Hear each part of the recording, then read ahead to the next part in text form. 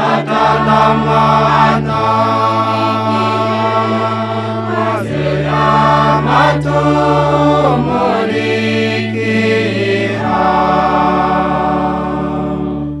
Ijambo ry'Imana twumvise mu gisomwa ca mbere riratugabisha ngo ntidusye bwose, ngo ntidushobora kuba ba Herode.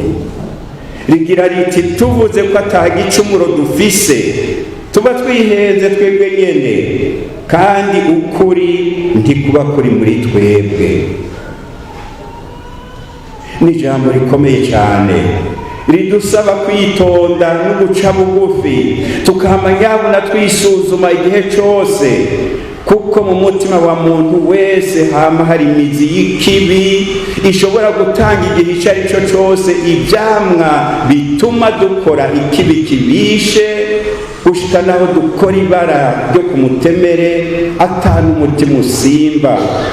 Niturabe nyabuna ko mu byo dushinzwe umwe wese ku rugero rwiwe ahashitsa ijisho n'ikirenge, turabe ko mu byo dushinzwe tudashobora kuba dufise akantu gasa n'aka ka Herodi, haba mu gukora ikibi canke mu kudakingira abo wabwirizwa gukingira.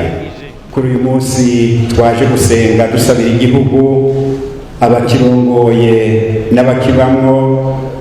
Imana niduhe kwakira umuco wa Noheli, tubone mu kuri ibikwiye gukengurukwa, biri ibyo twokwinegurako twebwe nyene, niho tuzokira tukabandanya dukiza n'iki gihugu cacu. Tumenye kuza turumviriza ivy'Imana ishaka ko twokora, aba ari byo dukora gusa, twoye kuza turayitirira ibiyituka. Twitwararike kurangura ibyo byose tujejwe, hanyuma twirinde gufata inzira y'ubutegetsi bubi bwa Herodi, kuko ari bwo bubyara impunzi z'ubwoko bwose, bugashira igihugu mu marira. Dusabe nyabuna tubane mu mahoro, mu kuza turasangira neza iby'Imana yadusangije. Kwibaza tuti ni kuki Yesu yabwirijwe guhunga? Yesu yabwirijwe guhunga kubera umwina w'ubutegetsi wa Herodi n'igihaba bucu kuguma yiyumvira inyungu ziwe gusa no kuzikingira byanka byakunda. Mu majambo y'ubatomoye, byatumwe n'uburongozi bubi bwa Herodi bwaguma bushira imbere inyungu zo kwikwegera ko byose, bwirengagiza kurondera gutunganiriza bose nk'uko bikwiye. Kubera ico n'umwana w'Imana yarabwirijwe kugorerwa mu buhungiro, mu gihugu cyose naho hasigara amarira ya Rakeli yabuze gihoza. Ngibyo iby'uburongozi bubi bwama bushobora kubyarira igihugu icyo ari cyo cyose. Jewe naje mu njonga zawe n'imbere y'ihanga ry'abarundi, turi ku rugendo rugana urundi ruteye imbere, kandi turemera ko tuzohashika, ariko inzira yuzuyemo imitego n'ibigeragezo. Erega mwiza, muri izo nzitizi sinoshobora jewe jenyine kwikorera umutwaro w'abenegihugu, ibyo banezereza n'imihazuko yabo. None Mana nzima, ndagusavye utugenere wowe nyene uciye mu mitima y'abarundi n'undi wese, abagabo n'abakenyezi b'incabwenge b'abanyabwitonzi kandi b'inararibonye, kugira ngo bamfashe uwo mutwaro sindawikorere jenyine. Ndagusavye ugendere abanyepolitike bose, bagire umutima rugabo, ntihagire ubucutsi umutima wo gusubiza inyuma intambwe ubundi bugezeko mu gutaba amatora. Nubaha umutima wo kwemera ntabishize, babashe gutegera ko bose urukundo. Wenyine warivugiye uti sinzokwirengagiza kandi sinzokureba.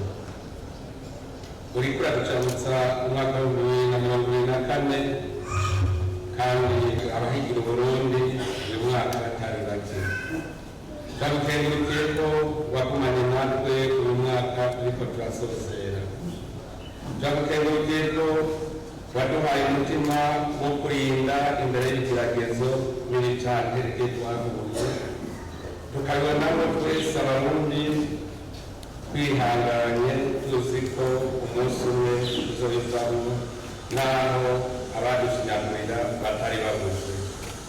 Turagukengurukiye ko muri uyu mwaka nyene waduhuye amaso tukabona ishusho y'Uburundi watugeneye. None Mana yacu, kuri uno munsi tuje gukengurukira, tuje no kugusaba turi kumwe n'Abarundi bose ngo dukomeze muri uru rugendo turimo rugana Uburundi buteye imbere. Turagusavye ubwire Umurundi wese rya jambo wabwira Yozuwe uti ntugire ubwoba, ndi kumwe nawe. Uduhe umwete, udukureko ya mashami idusubiza mu ihumbi, kuko ari wowe birema ukabikomeza. Turagusavye Mukama utwumvire.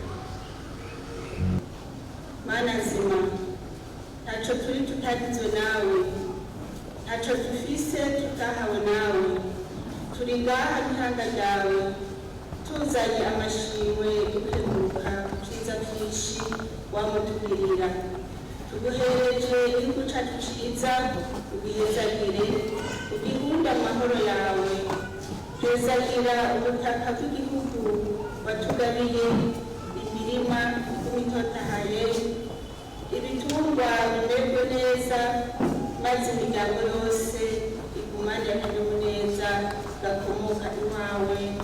Abana n'abavyeyi banameriwe, turabigusavye Mukama.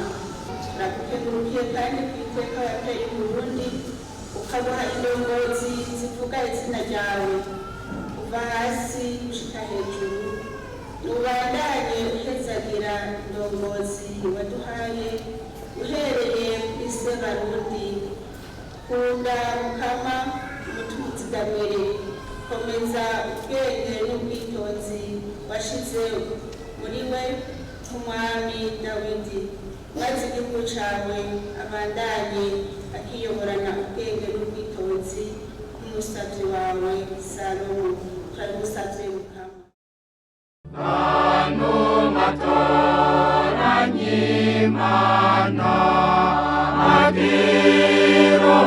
agiromoza, niwe wamutabazi mutima mweranda, Data na Mwana